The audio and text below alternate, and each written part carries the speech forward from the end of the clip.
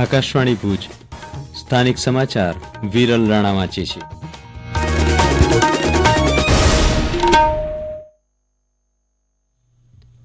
નમસ્કાર.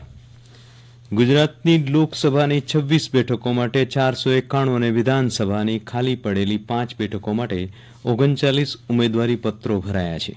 કેન્દ્ર શાસિત પ્રદેશ દમણ, દીવ અને દાદરા નગર હવેલી લોકસભાની 2 બેઠકો માટે 17 ઉમેદવારી પત્રકો ભરાયા છે. આજે ઉમેદવારી પત્રકોની ચકાસણી કરવામાં આવી. સોમવારે ઉમેદવારી પત્રો પરત ખેંચી શકાશે. ઉમેદવારી પત્રો પરત ખેંચવાના દિવસે ચૂંટણીનું ચિત્ર સ્પષ્ટ થશે. 7મી મેના રોજ મતદાન યોજાશે. ભાજપના વરિષ્ઠ નેતા અને કેન્દ્રીય મંત્રી નિર્મલા સીતારામણ અને મુખ્યમંત્રી ભૂપેન્દ્ર પટેલે આજે પ્રચાર કાર્યમાં જોડાયા હતા. કેન્દ્રીય મંત્રી નિર્મલા સીતારામણે આજે અમદાવાદ જીસીસીઆઈ દ્વારા યોજાયેલા વિકસિત ભારત 2047 વિષય પર યોજાયેલા વાર્તાલાપમાં ભાગ લીધો હતો અને 2047 સુધીમાં વિકસિત ભારતની નેમ સાકાર કરવાની ભાજપ સરકારની પ્રતિબદ્ધતા દોહરાવી હતી. તેમણે દેશમાં આવેલા આર્થિક પરિવર્તન અંગે પણ ચર્ચા કરી હતી. આ કાર્યક્રમ પછી અમદાવાદમાં એક પત્રકાર પરિષદને નાણામંત્રીએ સંબોધન કર્યું હતું, જેમાં તેમણે દેશમાં ફરી એકવાર મોદી સરકાર બનશે તેવો વિશ્વાસ વ્યક્ત કર્યો હતો. લોકસભાની ચૂંટણી માટેનું ફોર્મ ભરવાનો ગઈકાલે છેલ્લો દિવસ હતો. ગઈકાલે કચ્છ બેઠક પર વધુ 2 ઉમેદવારોએ ફોર્મ ભર્યા હતા. કચ્છમાં મુખ્ય 2 રાજકીય પક્ષો, અપક્ષ અને અન્ય ઉમેદવારના મળીને કુલ 11 ઉમેદવારો દ્વારા 16 ફોર્મ ભરાયા હતા. તેની ચકાસણી આજ રોજ હાથ ધરાઈ હતી. આજે ફોર્મ ચકાસણી વેળાએ ભરાયેલા તમામ ફોર્મ માન્ય રહેતા નિયમ મુજબ ડમી ઉમેદવારોના ફોર્મ આપોઆપ રદ થયા છે. ફોર્મ ચકાસણી કામગીરી પૂર્ણ થયા બાદ હવે સોમવારે ફોર્મ પરત ખેંચવાનો અંતિમ દિવસ હોય 22મી એપ્રિલે સાંજે સમગ્ર લોકસભા બેઠકનું ચૂંટણી ચિત્ર સ્પષ્ટ થઈ જશે.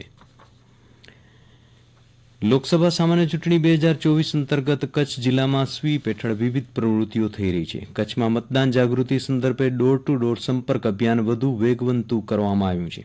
તારીખ 1 એપ્રિલથી સમગ્ર જિલ્લામાં પ્રાથમિક શાળાના શિક્ષકો તેમજ તેમના સ્ટાફ દ્વારા ડોર ટુ ડોર જઈને મતદાન જાગૃતિ માટે પ્રયાસો થઈ રહ્યા છે.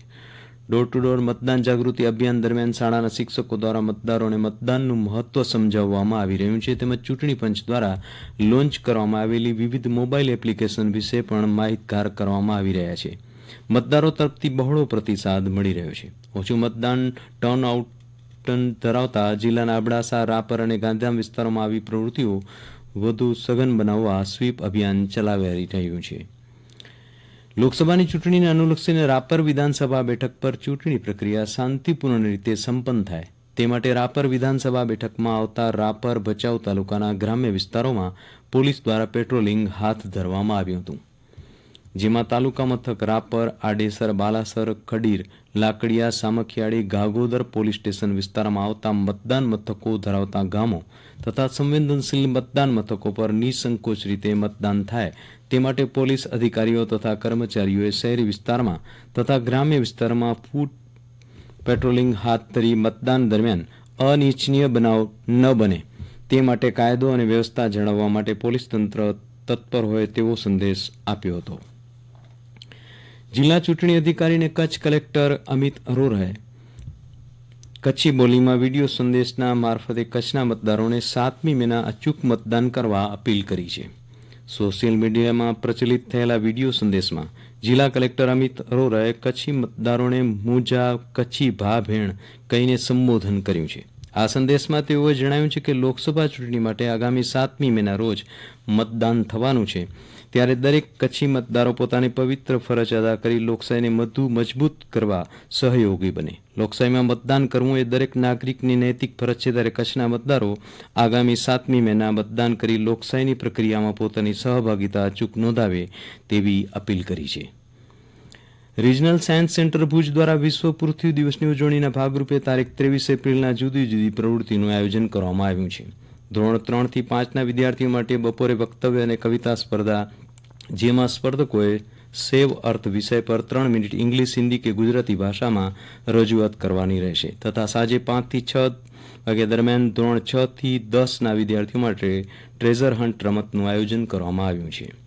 સમગ્ર વિશ્વને અહિંસા પ્રેમ કરુણા મૈત્રીનો સંદેશ આપનારા 24મા તીર્થંકર ભગવાન મહાવીરના 2622માં જન્મ કલ્યાણક દિવસની આવતીકાલે સમસ્ત જૈન સમાજ દ્વારા કચ્છમાં શોભાયાત્રા તેમજ ધાર્મિક સેવાકીય જીવદયાના કાર્યો દ્વારા ઉજવણી કરવામાં આવશે.